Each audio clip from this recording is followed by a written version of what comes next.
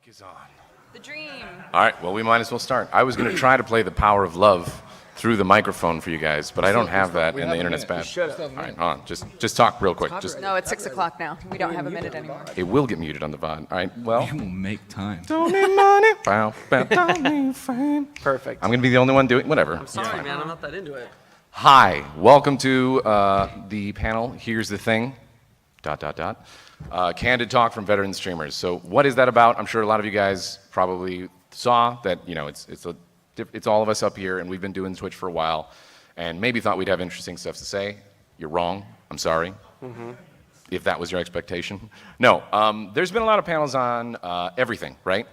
From mental health to how do you stay, you know, into streaming, to challenges for new streamers and all that stuff. And I thought it would be very interesting to have a panel that has 4 broadcasters that have been doing it for a very, very long time and have seen the changes that have taken place on Twitch, have seen the changes that take place on streaming and just content in general, because we all make content on a variety of different platforms in a variety of different ways.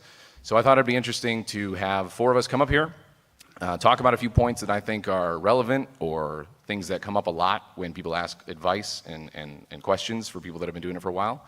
And we'll see where it goes. And then, of course, we're going to try to save some points or some time towards the end half for questions, because obviously it's not just us talking at you. We want to hear what you guys want to learn about, and we'll try to answer it in our best way. And the most important thing to take away from this, and that I want to stress, is I consider myself a pretty blunt, forward person, and I've always abided by the ideal that you can be honest with somebody and blunt with somebody without being rude. And sometimes that's really necessary. You need to know what the reality of things are when it comes to all these different facets of streaming and being a streamer. So that's what this panel's about. So if that's not your particular cup of tea, just leave and we'll all judge you. And also it's mature, so we may swear a little bit. Maybe. I don't know. No, I don't believe it. Hide your ears. Hide your ears. Hide your ears. Hide your toes. I don't know. Should we try not to do the swearsies? No, we're trying. It's mature. We can swear. I'm not saying like we're going to celebrate swearing or anything up here, but yeah. All right, so let's get started. I felt the best way to start it was just to get a little bit of background about who we are, how we got to where we're at, a little concise edition of our journey from doing what we did before this to where we are at now. And we'll start from that side of the table with Dodger. Move this way. Hello, everybody. I started off doing YouTube about 8 years ago, I think, and I've been streaming a lot more lately. I started off just doing charity streams, and now I stream almost every day, so I obviously love it a lot, but yeah. Hi, I'm Strippin. I started with YouTube about 7 years ago. I started actually as an employee for a successful YouTube channel that kind of branched out into a business, got into the industry myself, and then about 4 years ago I started full-time broadcasting on Twitch. I'm Gold Glove, and I started YouTube when I was like 17 years old. I'm 26 now. I've been doing it a long time, and then I kind of just was like, hey, I want to stream. It looks fun. So I did it, and I've been doing it ever since. I'm GassyMexican, and I just started stream. No.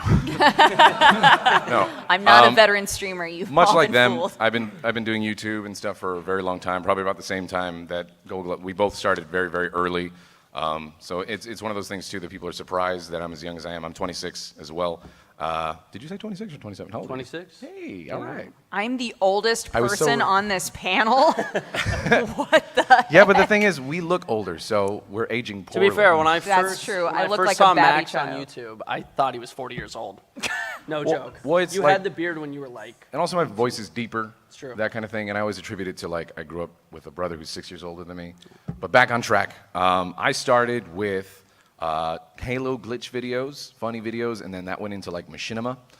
And then from there, it went into, and when I say machinima, not the company, I meant actually making videos using the game engine as our our gosh. canvas There are kind of probably thing. so many people who don't know what machinima actually is. Well, because it's anymore. the company, That blows right? my mind. Yeah. But that's how I started, and then the whole game commentary and Let's Play thing kind of got popular, and I was like, well, I think I can do that. A lot of my friends that I'd met doing machinima all tried to do the same thing, and we had success with it. And I attribute that to just I grew up with a brother who was older than me, and we always talked when we played games, and then that led me here, and now I do YouTube and Twitch both at the same time, and we're all kind of the same sort of case, but different roots. But that's who we are. I'm going to get the discussion started off. We're going to talk a little bit about some things that I wanted to cover, and then, like I said, we'll go into Q&A. If we go a little too over, I'll try to manage time, and I know I want to make sure to hear what you guys have to say. But first thing, I'm going to pose this to you guys, and we can either do it, all the way on the left and move over if you guys want to do it that way, but have no worries about jumping in. I want to hear what everybody has to say. So, thoughts on where Twitch is nowadays and where it's come from, how the landscape has changed, and what are the pros and what are the cons? If you want to start. I definitely didn't expect Twitch to branch out into basically just, you can stream whatever you want, right? Because for so long, especially with like Justin and then them making Twitch as like, Twitch is all about gaming. Twitch is a gaming, streaming platform, right? And then Justin got shut down. And I guess it should have seemed inevitable that they would basically turn Twitch into a better version of what Justin was. But I was very surprised when they added in things like social eating, right? They've definitely looked at what streaming types are successful in other countries, with like mukbang and all of that, and tried to incorporate it into Twitch. And I think that it's made it a little bizarre, especially with IRL kind of turning into weird reality show category. But we'll talk about that. We'll talk about that later. You got anything? I think it used to be the Wild West, straight up. Sure.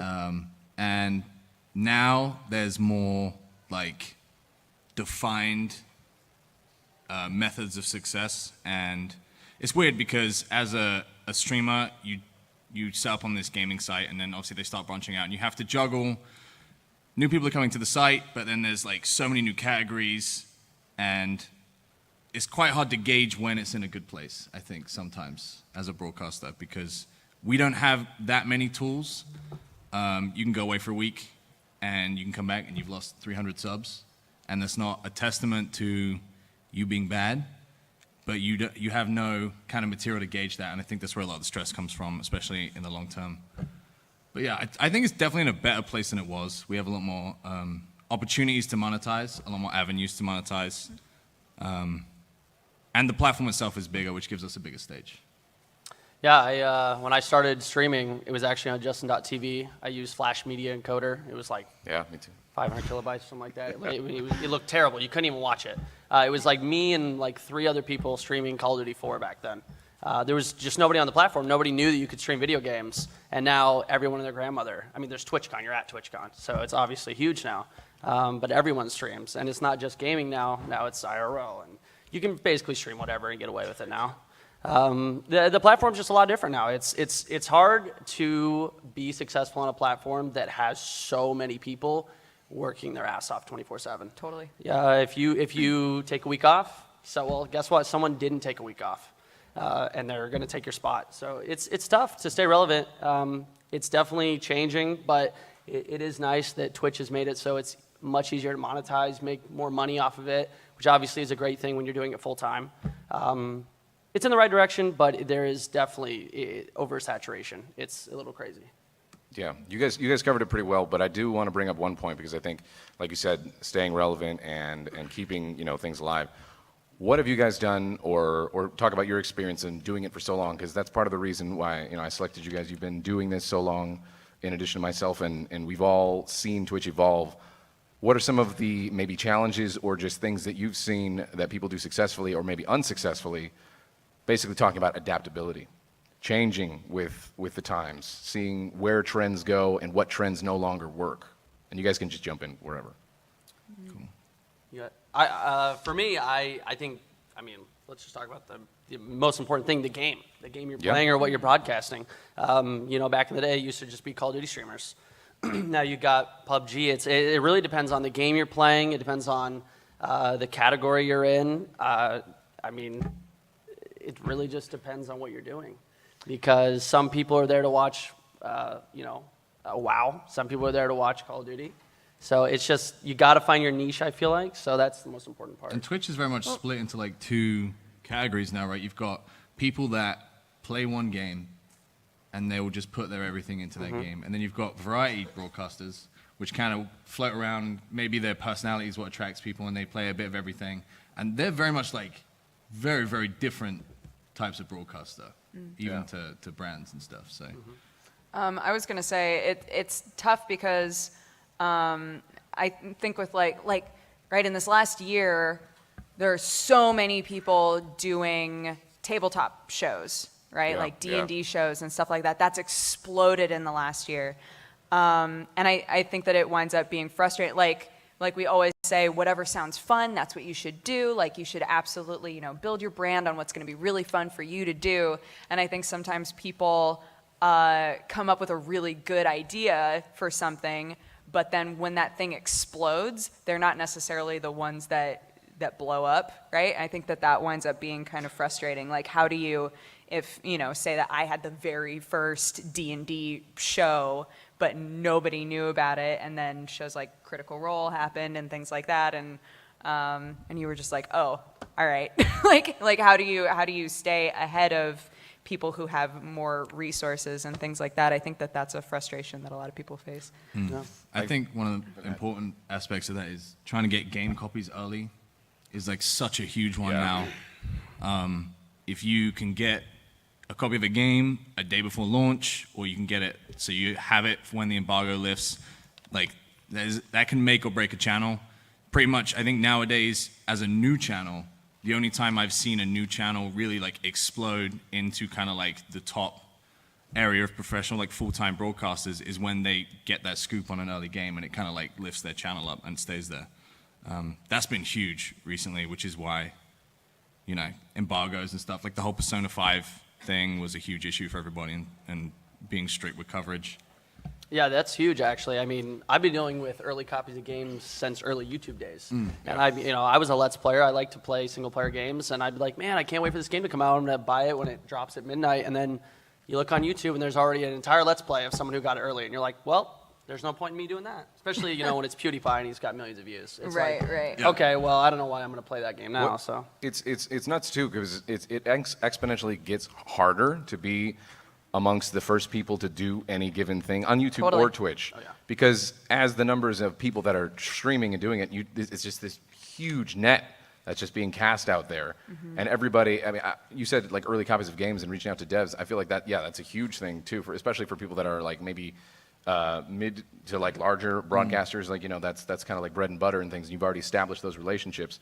But even now for smaller broadcasters, being really good at finding games that no one has seen before, something that's completely new, or something that's like takes, you know, a game that maybe we've seen before and throws it on its, you know, like I'm like you said, I'm blown away by how many people are on YouTube that already have a Let's Play of something that I was like, oh, this just came out yesterday. Yeah, I'm like, they have like a how full did you playthrough. already have 3 videos of this or 5 videos of this? Yeah. Or And 25.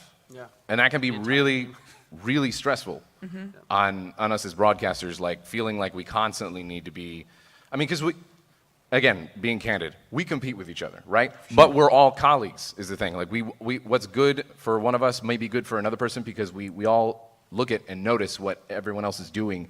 And the thing that we do, and I've always impressed upon, you know, people, is don't be afraid to watch other streamers, and not necessarily, I hate the term copycat. You copy this person because you played this game, or because you did something this way. Yeah. The most important thing, and I mentioned it on the panel yesterday, is to change that. Make it your own. Make it your own flair, your own spice. Why is this person getting more views than me? Yeah. And sometimes it can rack your brain. You have no idea why somebody is getting more views than you. You're like, you feel really good about a stream. And you'll end your stream, and you'll see someone streaming in that same game category, and they have like 1,000 more viewers than you, or, you know, a couple hundred more, or whatever it may be, and that can mess with you. So it's actually a perfect segue into something that I always like to talk about, especially to pick your guys' brains. What do you guys do when things get tough?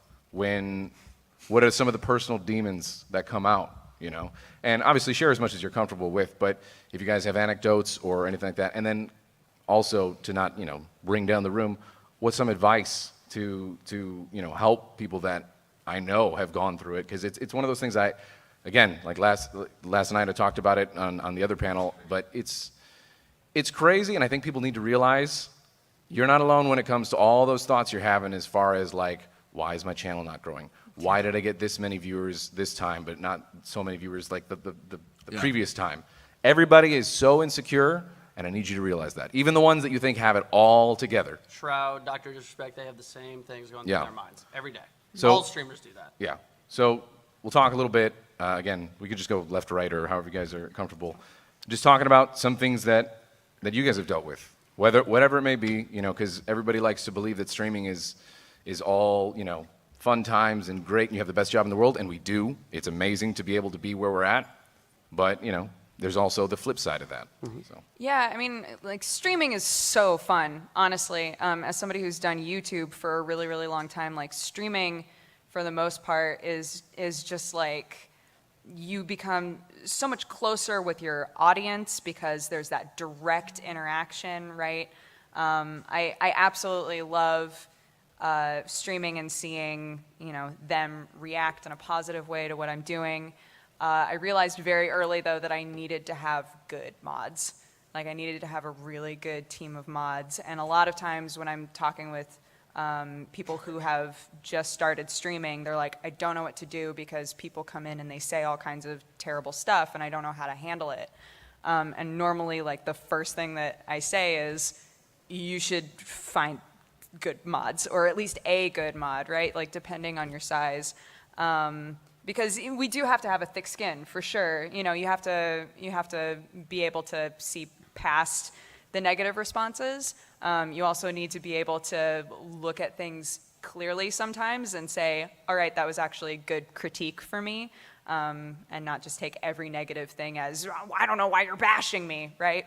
But I realized that I had a much better time streaming, had like way more energy and just enjoyed it so much more, and thus like produced a better stream if I had mods who knew exactly the sort of things that I didn't tolerate and that I didn't want to be seeing, right? And if they're good, they're able to get rid of that before you even see it most of the time.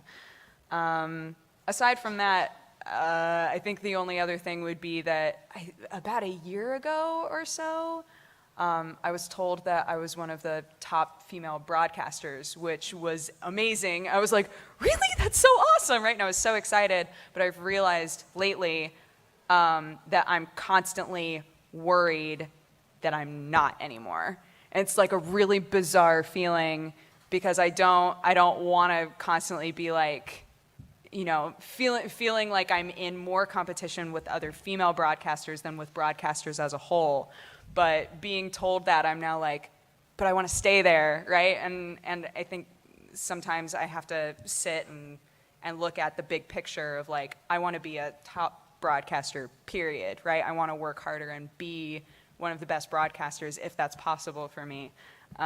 Instead of constantly being like, man, what if I'm not one of the best girls anymore? Like, you know, we just have these like weird things that eat at us even though we know that they're kind of dumb.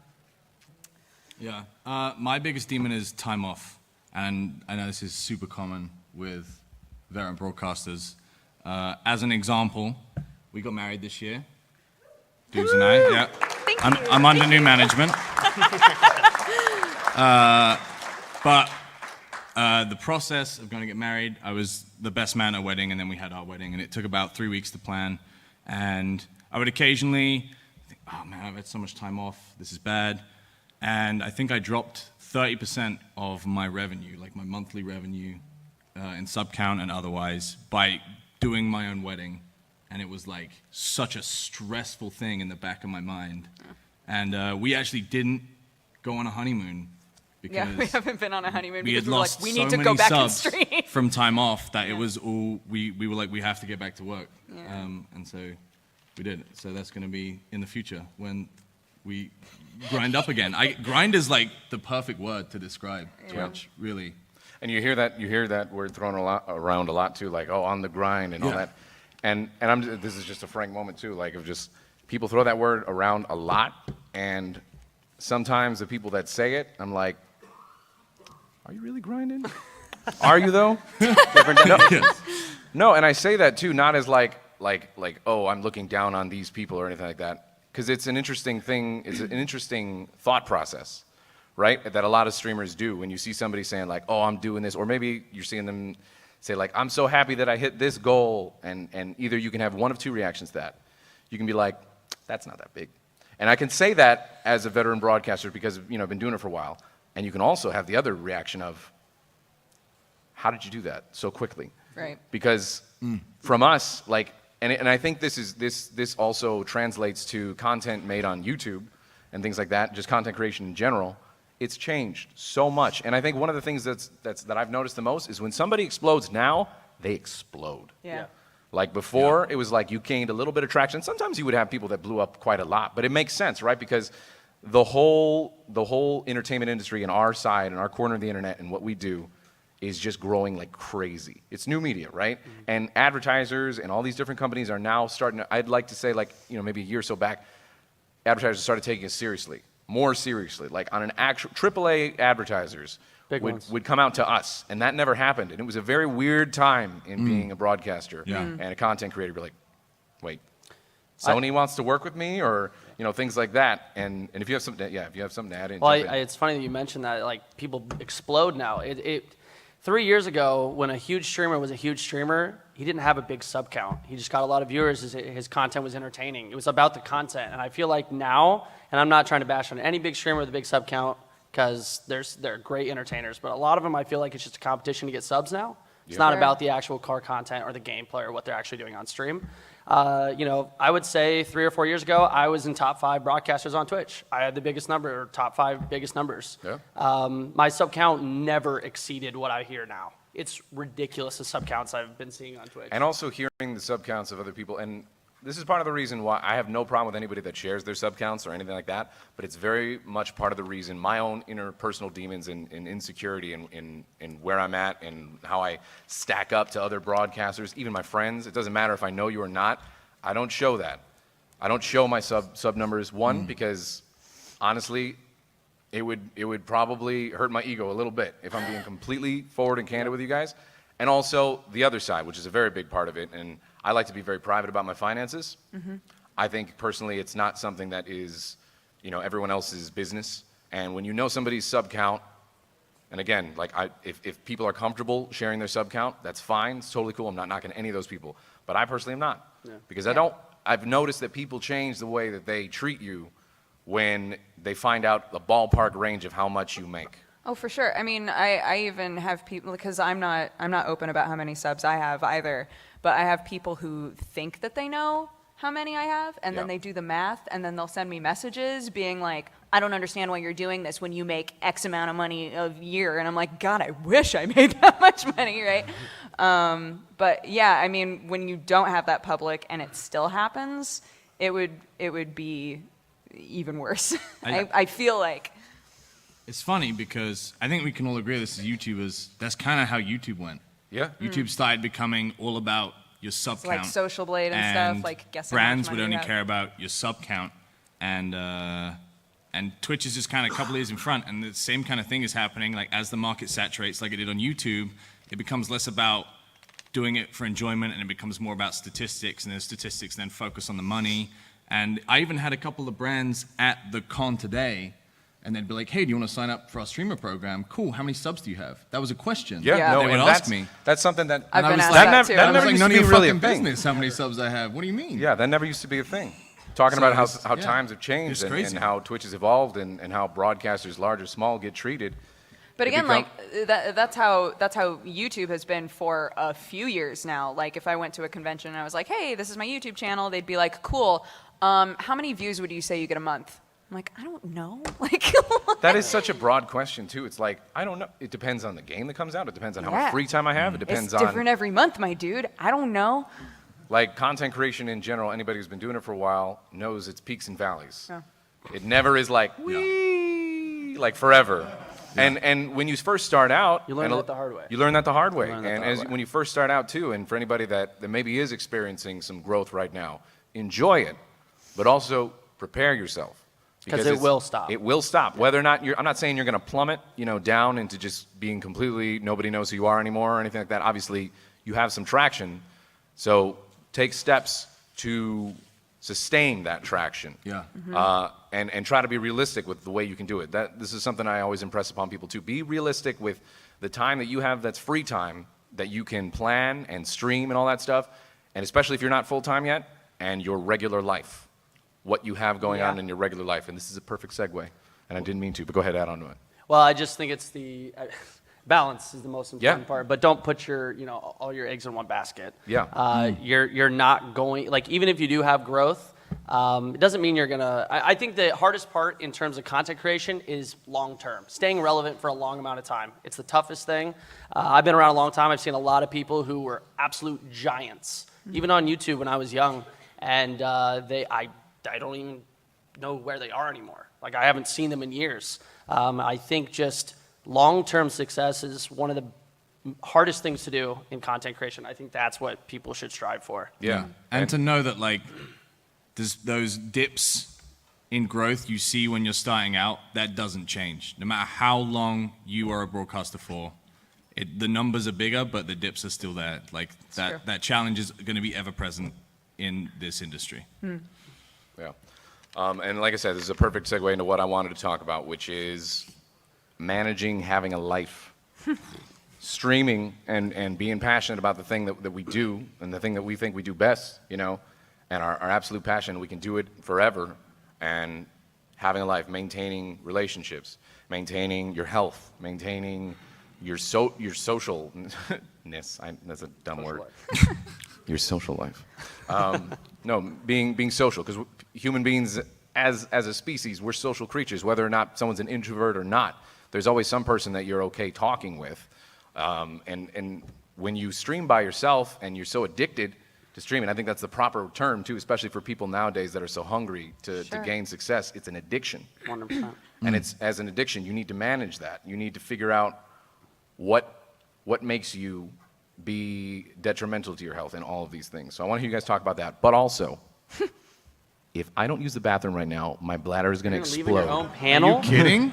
No, I'm going to run. So I don't know if this has ever been done. Unprofessional. All right. I don't know. Unsubscribed. Max- Unfollowed. Unsubbed, bro. Max told us to be here 30 minutes early. He showed up 5 minutes early. 5 minutes late. Yeah, 5 minutes late. I was here when we started. 5 minutes early, but All right, you 25 better minutes run. late for No, the agreement. and here's the thing. You weren't here. I know, right? I know this is a topic you guys can talk about a whole bunch, and if you guys run out of things to say, there it is right there. Okay. Thank you. professional. All This right. is not a joke. I'm going to run out this door, and then I'm going to run back, and you guys are going to be impressed by how Time him. quick I Time am. him. Everybody time him. This is a If you want segue to. because what I was going to mention is relying on friends. I'm leaving right now.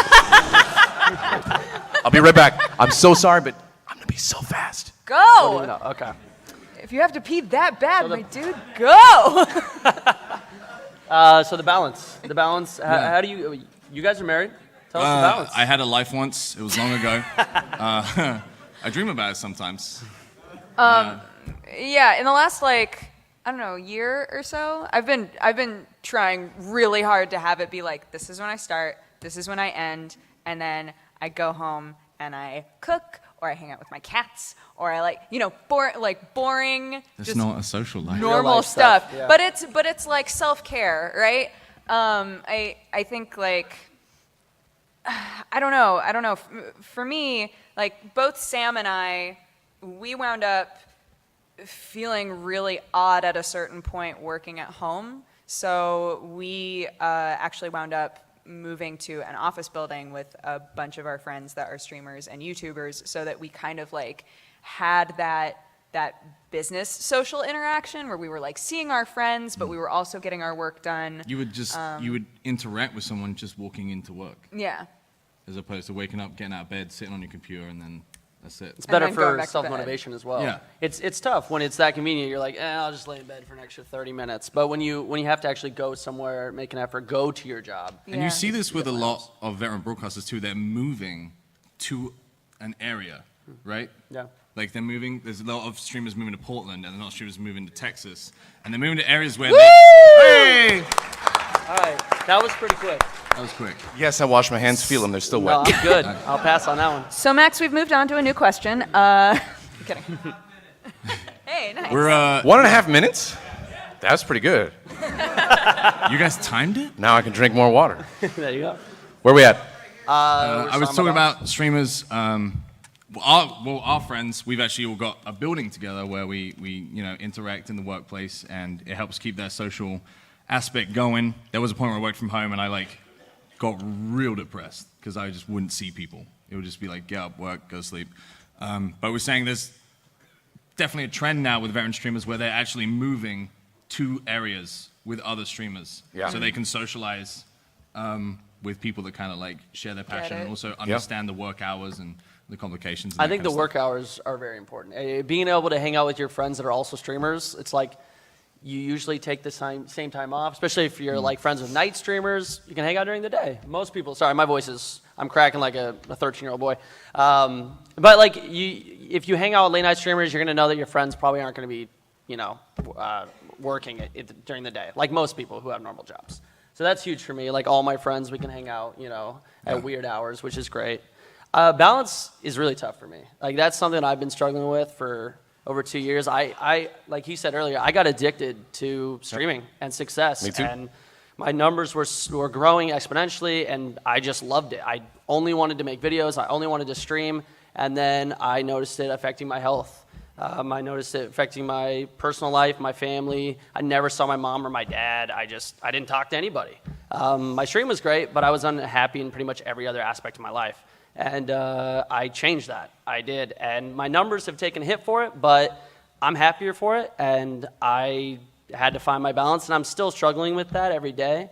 I think I do a lot better. Like people complain when I take a day off, but man, I need that day off. I need it. I totally agree with you. There's something that I've always kind of reminded myself to keep me grounded in with that point.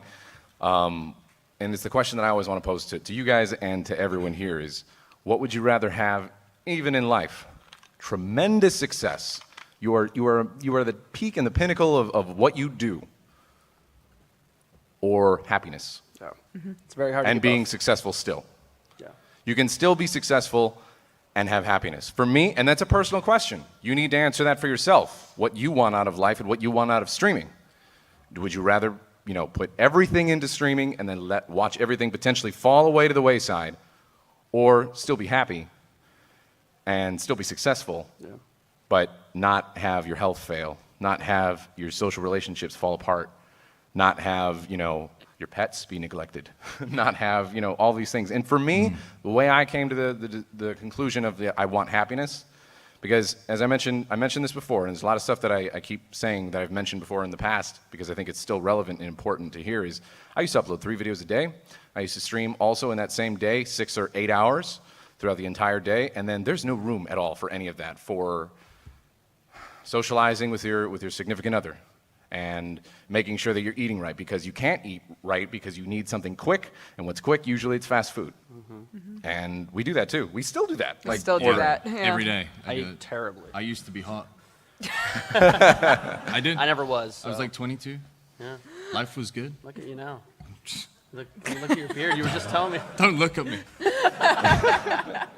So for me, what I ended up doing was I needed to take time off in terms of, I needed to take at least 1 or 2 days out of the week that I just don't do streaming. And every now and then, if something is coming up like a new game or you get a really good sponsorship opportunity, and maybe there's an exception for that. And it's up to you to figure out what that exception is and what parameters that falls within. But for me, I take weekends off typically. So you won't see really me streaming on Saturdays and Sundays. And that's a big deal, because a lot of people are off work as well, and they're off school on Saturdays and Sundays. And that took a lot of thought to think about, like, well, realistically, I need a time during the week, and to me, that worked the best. Taking off a day or 2. And what I want to impress is, like, it doesn't have to be a day or 2. Whatever makes sense for you in that current moment, start small or bigger if you think it'll still work, but you need to do something. That's the best way to come out of any rut, is start taking one little step in the positive direction that is going to make your life better, and it's going to improve the thing that you're no longer happy about. But what we do is same thing with like going to sleep, right? Like having a sleep schedule. It is the easiest thing in the world, but it's not. No. It's easy to tell yourself like, well, if I go to bed right now, I'll have this amount of hours and blah, blah, blah. And there's a formula in front of you that says A plus B equals C. I will be up and early, and it'll be great, and I'll be productive. And then you turn on Netflix, Yeah. and you watch a whole season of House of Cards or whatever. But striving to do just that little bit, because there's no way trying to do just that little bit is going to make you worse. Yeah, and I think that as streamers too, especially the bigger streamers, we need to not glorify working yourself to the bone. Yeah. Because I think that we are part of the problem. You know, it's hard not to look at somebody who streams constantly and always has lots of energy and like is really killing it. It's hard not to look at them and be like, dang, they're doing great, right? Because we've been there and we know that inside, they're just They like, ain't doing too good. I would love to go to there's no way. sleep and maybe see my mom and like, just, God. That's the important thing too, is like you don't see that other side. That person that's killing it and doing great and stuff, you just see the success. You don't see anything else, and it's really dangerous to assume that, like everything's great in their life. You got to look at streamers as people. And a lot of people just look at them as broadcasters, as the guy, the funny guy. And that's cool. Like, that's what we want. We want you to laugh. We want you to love the stream. It means you're good at your job, right? If they don't know, Yeah. I guess. I mean, I've done that too. Like, I've always said it this way. People that follow your stream a whole bunch are going to know when you're off. Like, there's some people that, like the regulars, the ones that are the diehards, and you think you're fooling people. So that's why when I'm in a horrible mood and I'm like, well, maybe I'll try to hide it, I just don't do it anymore. Yeah. I don't stream if I'm not in a good mood these Yep. days. It's just not. People can tell, especially the people who've been around for years and years and years. It's just not worth it. And why would I want to produce a terrible cast when I'm in a bad mood? You know, so I try to only stream when I'm in a good mood these days, and that's hard because, you know, that may be taking an extra day off that you weren't supposed to and pissing some people off. But it's like I would rather miss a day than put on a terrible cast for 8 hours that nobody wants to watch. I think the other solution to that is playing games with friends too. Yeah. Having like a day or 2 days or a game where you have other broadcasters and you are socializing, not necessarily in person, but you're not doing a solo broadcast. Yeah. I think all of us do that actually up here. Yeah. And, I think that's pretty important as a broadcaster, just to have other people to play and interact with that aren't like an invisible audience. I am typically a pretty happy person, so when I'm in a bad mood, honestly, normally I'll still stream and just be like, I gotta be honest, guys, I'm like in a really shitty mood. And I'll turn off the webcam and I'll be like, we're playing Minesweeper. Guess what? This is what I want to play right now, and I'm in a bad mood, so that's what's happening, right?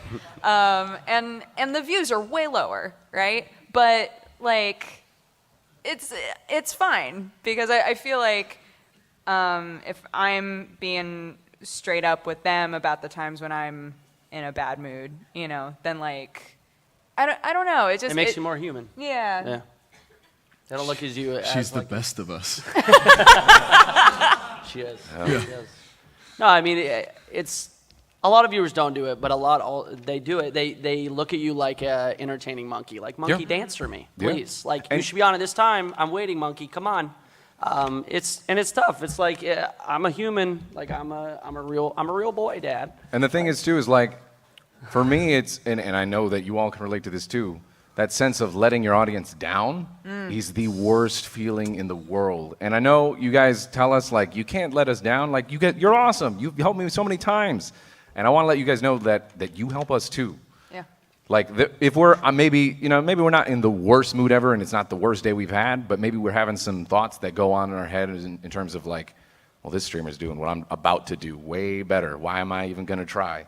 Like you know what I mean? Like people know who I am. Cool, great. And it doesn't change as you scale up. Everybody thinks like you're a really established veteran broadcaster. That's it. You're great. Why would you ever feel bad? Right. It keeps going. And what I want you viewers to know is that when we say showing up and just viewing the stream and like interacting in chat really helps us, it does. It does. Well, yeah. It I really mean, does. shoot, my chat can change my mood completely in a day. Like maybe I'm not feeling my stream. I'm kind of in a mood, and I start my stream, and everyone's having a blast. It's a great stream, and by the end, I'm like, man, that was awesome. That was such a good time. Totally. I had a The blast. chat are often more entertaining than I am. Yeah. They're the funny And you ones. just let it happen. Yeah. Yeah. It's true. All right. Here's the last topic we're going to do, and then we're going to jump right into Q&A. I wish we had more time to talk about this one, but I do want to leave some time for Q&A. IRL. That's a thing that has existed for a number of years now, I believe at this point, and it's come under fire a little bit, right? We've seen it, we've seen people talk about it, and it's been kind of something that people have been talking about at this con. And I want to know what your guys' view is on IRL, where it came from, but mainly focusing on where it is now and how it can be improved and things of that nature. Your thoughts on IRL as it stands now from where it was.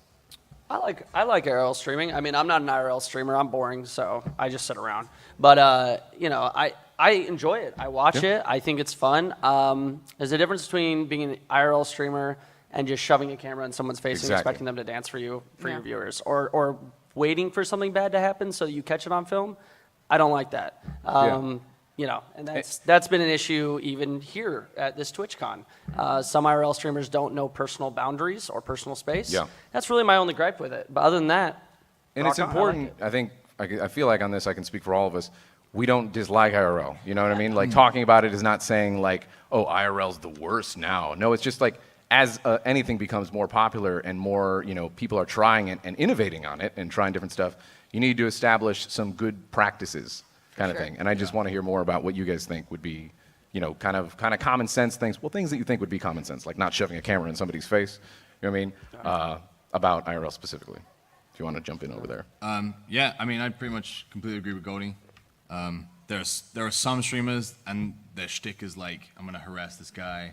Yeah. I'm just gonna stick a camera in their face. I think Twitch needs to be a bit stricter with what they find acceptable in the category, but for the most part, I've watched some hilarious and amazing streams in IRL. Exactly. And I think there's some great role models out there, and I think Twitch should maybe put the spotlight on them to give people a better example of what to do, because it really does feel like the Wild West. It does. IRL. No, that's why I want to talk about it, because we talked about it before. It's a parallel of how Twitch just in general used to be the Wild West, and now it's got, you know, all these streamers have established kind of good practices and how to do things, and IRL now is one of those things that it's an amazing category, and there's so much potential there. Yeah. And there's people that, I would say the majority of people are doing really, really cool stuff, whether it be smaller or big. But yeah, like a bunch of IRL streamers just went to Japan and they filmed the whole thing. That's amazing. That's all super those cool. streams were so fun to watch. You had like 30,000 people that kind of went to Japan. Exactly, yeah. That's an amazing experience. Really cool. Yeah, it's an option for people that don't have the financial ability or even just time ability to go do that, and they see it and they're interacting with their favorite broadcaster whose personality they already like. So I wanted to touch on that a little bit, but that's what I think you hit it too, like Sam, that Twitch needs to do a little bit better, and I think they will do better. I think they're going to reach out to people that are established in IRL and just other broadcasters in general that I think have been doing it for a little bit and kind of innovating on the category. And I think I would be very surprised if you don't see something from them saying like, here's some good practices, here's maybe an update to TOS and all that. But I do want to get to questions, so that microphone, line up. We'll try to get through them as much as we can. I'm going to ask you guys to try to be brief with your thought and try to be concise so that way we can get through it as best we can. But go ahead. What's your name?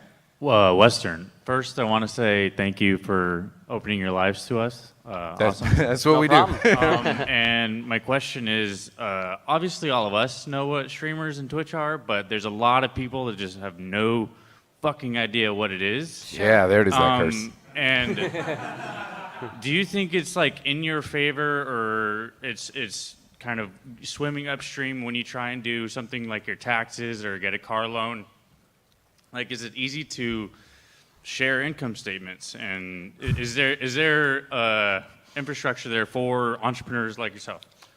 There is, but it's still in its development stages. Yes. For sure. Yeah. It's actually still really hard to find like a solid, you know, like CPA or financial person who understands the space that you're working in. And I know they can elaborate on it more, but it's there, but it's something that's ever developing, and I want to hear if you guys, you know. I bought a house 2 years ago, and God. That was the toughest thing I've ever done. I'm so sorry. It took so long, basically because how the heck does a 23-year-old kid say that, show him my PayPal, statements. Like, how the heck am I supposed to prove that to anybody? They're like, you make how much? How did you make this money? Wait, people give this to you on the internet? Excuse me, are you in a different type of entertainment industry, sir? No, that's a big one. No, trust me, I got that a lot. I still your name get is that. Strippin', Yeah, so especially if you're. I mean, I'm Gold Glove, bro. Yeah, all right. They think I like own a condom company or something. Yeah. So yeah, no, we should make a corporation. Gold Yeah. Glove and Strippin'. Yeah.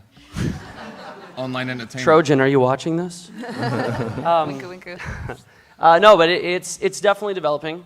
He said it. I found the CPA. She's my saving grace, and she basically takes care of everything. So if you can find someone that kind of understands it or is willing to learn about it, Yeah. that's definitely the most important part. Yeah. I actually know a lot of broadcasters that share the same accountant because there's a few of them that do understand the space and Or have learned at or this have point, learned at and this so point because everybody they realize shares. it's a really good opportunity for them because it's just an untapped market. But yeah, they are kind of like it's still quite difficult to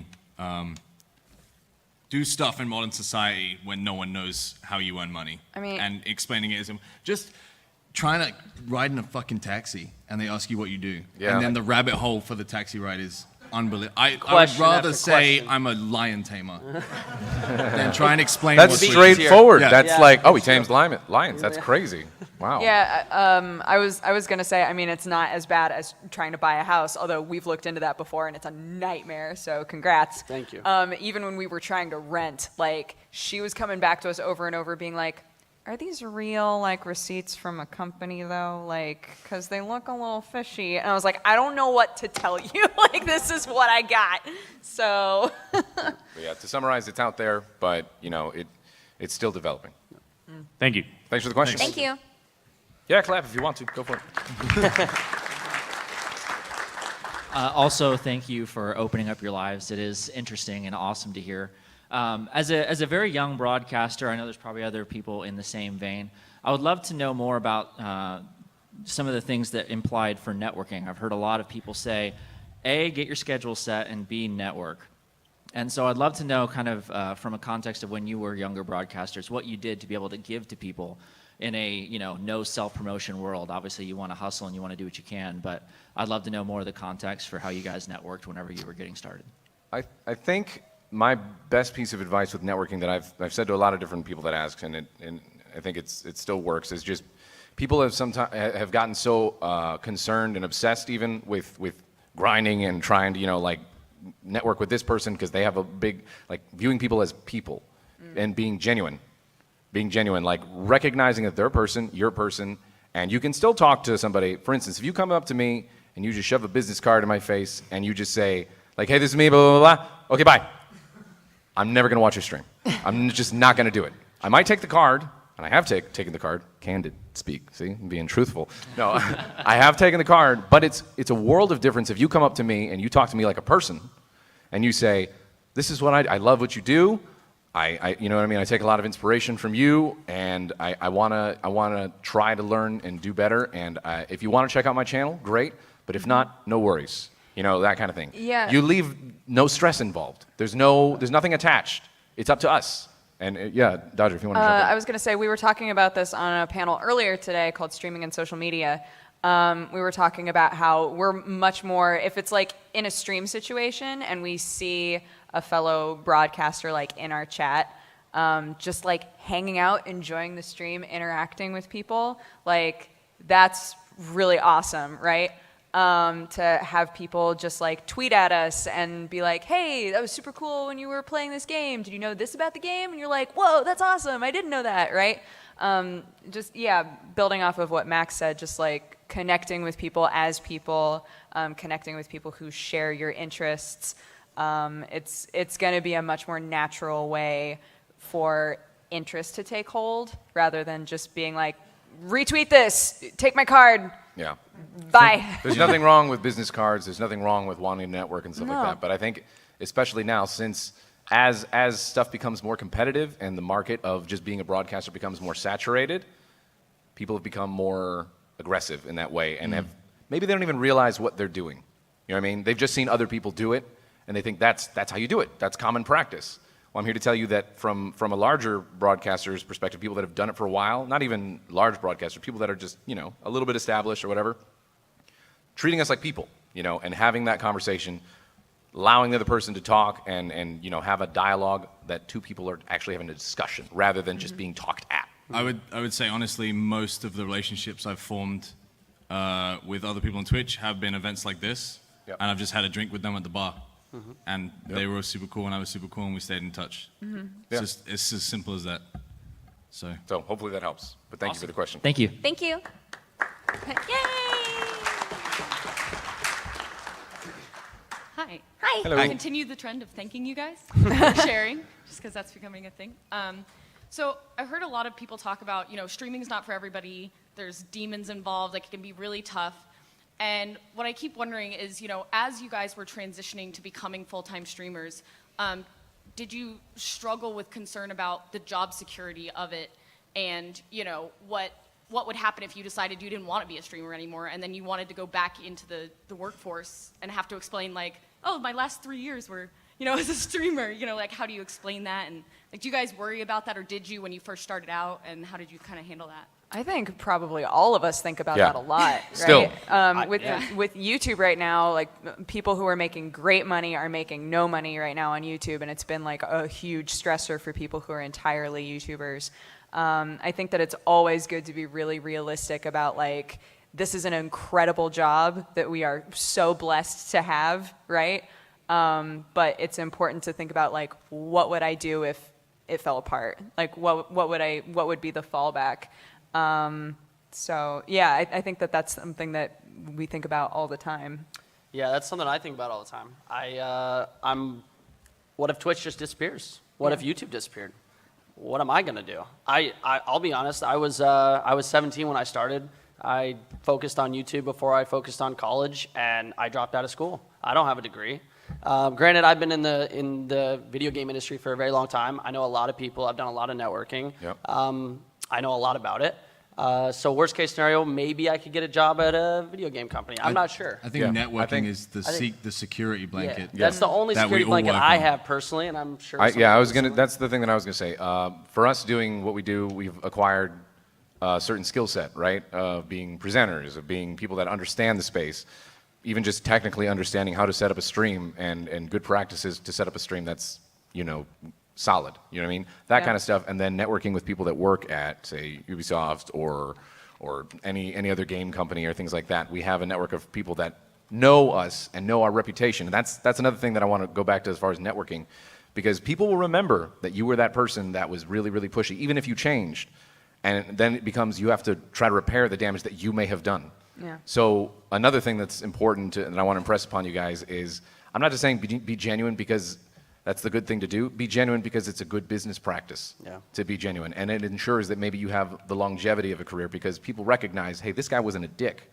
He, like, you know what I mean? And it sounds so true. simple, but people don't think about that sometimes. Like, the whole space feels very packed, and like there are a ton of people, and there are, but a lot of us know each other. And if you're a huge dick to one of us, Yeah. a lot of people probably know.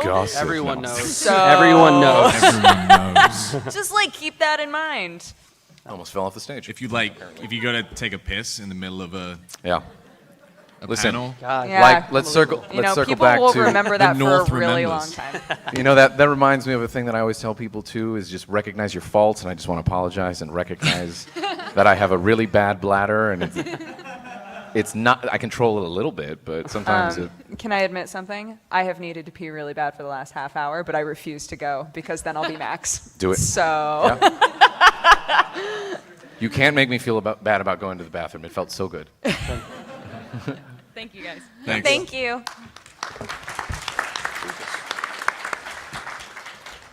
I'm gonna just pick this Yeah, up for a do second. that. Yeah, Go ahead. Do it. Being tall and small mics Right- doesn't right work there with well. No.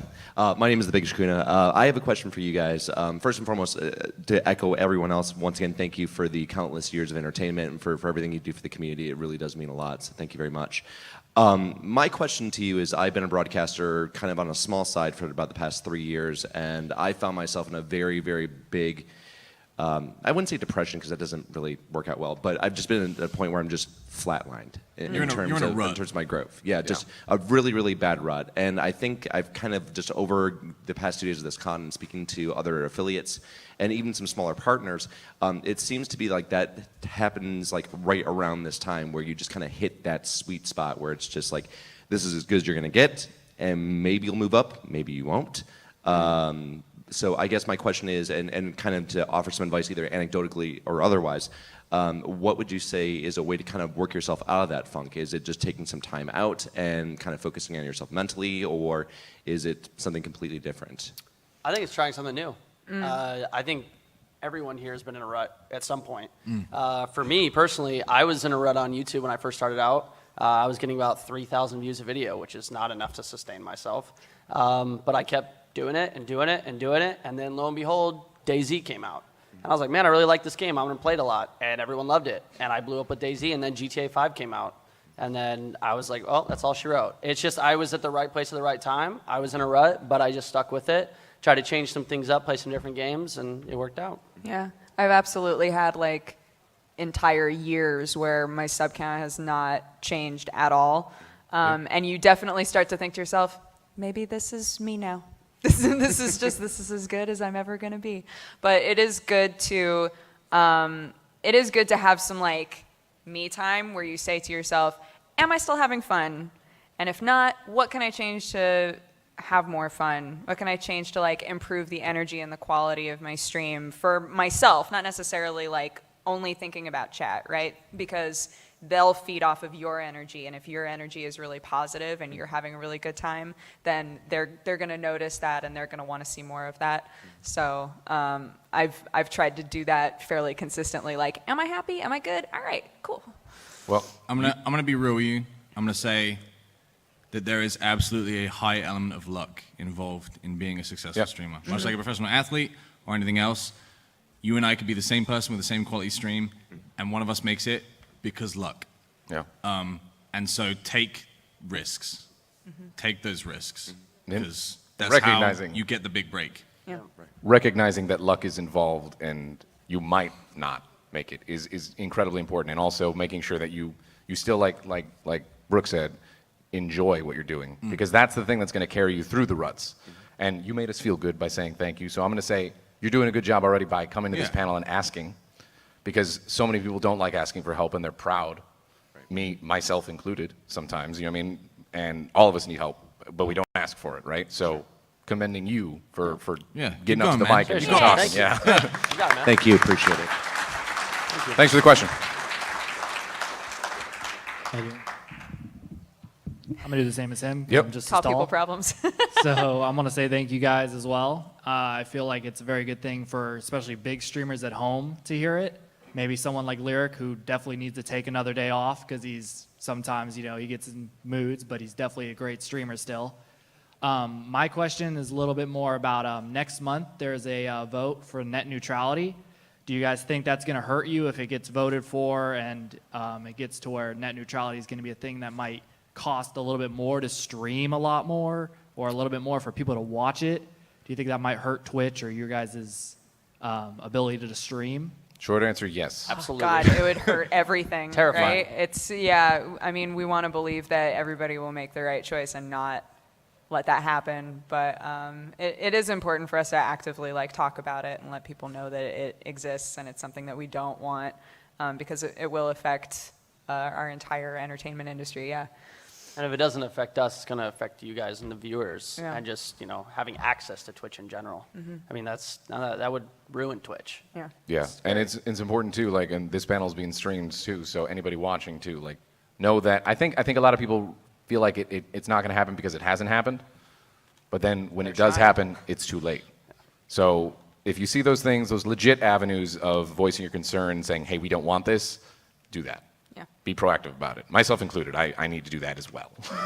So, but we have about 2 minutes left, so we're going to try to speed round. Thank you for the Thank question. you. Appreciate Thank you it. guys. Have a good night.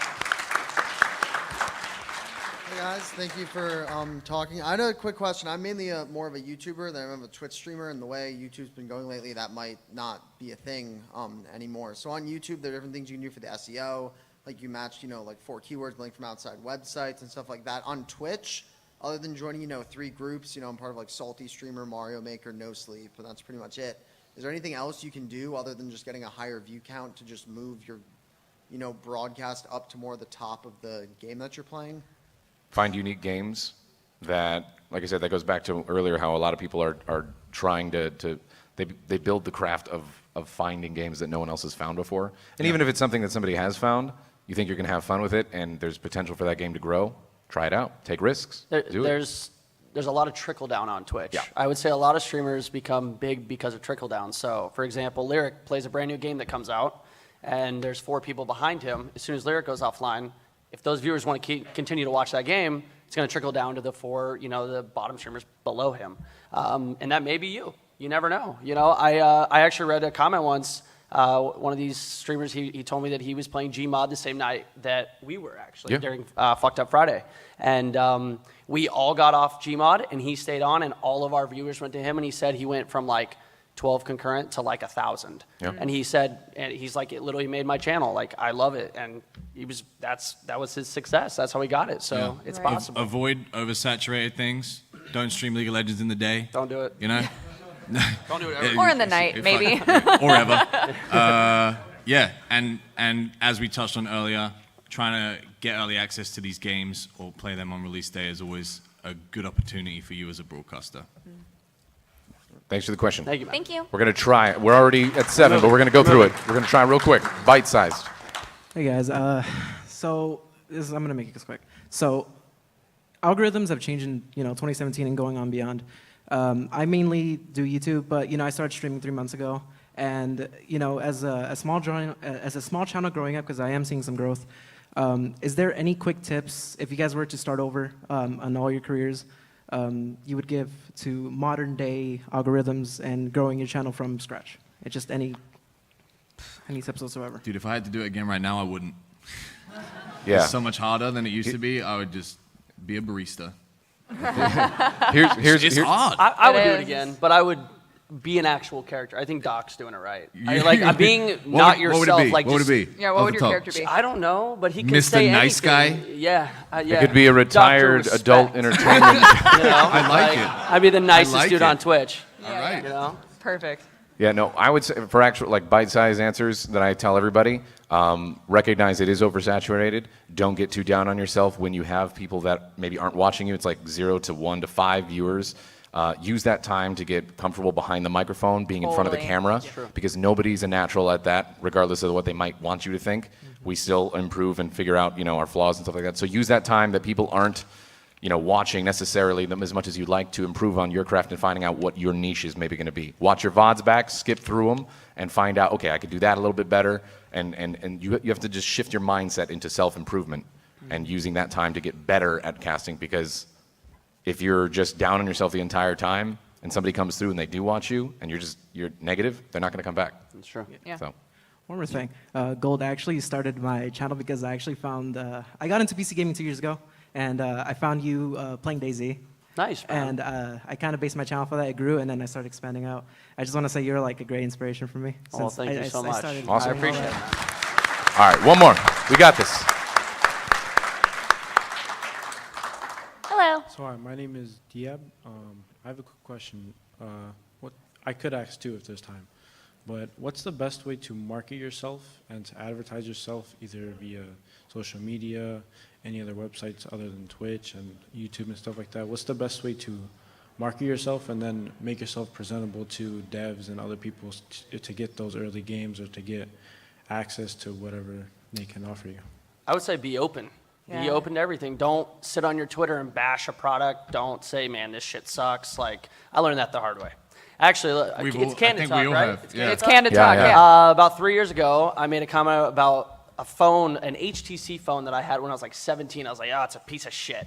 Well, fast forward 2 years, HTC comes to me and goes, hey, we'd love to work with you.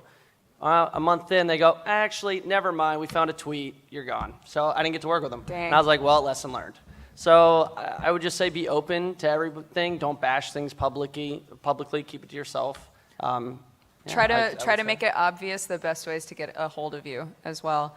I've put my email on pretty much everything, like my business email on everything that I can. Yeah, just like try to make it easy for them to find you, and yeah, just be open to like even games that you've never even heard of, right? Just establish relationships with developers who are interested in you. Real tip: mobile gaming is gonna be the shit, dude. It already is. It's gonna supersede us all. Don't tell him that. What do you mean? What are you doing? Just because it's Candid Talk doesn't mean we tell them our secrets. This is secret talk, Sam. No, hopefully that helped. Yeah. And we did it. Thank you very That's much. the last question. Thank you guys so much for coming. Have a great rest of your TwitchCon. Thank you guys.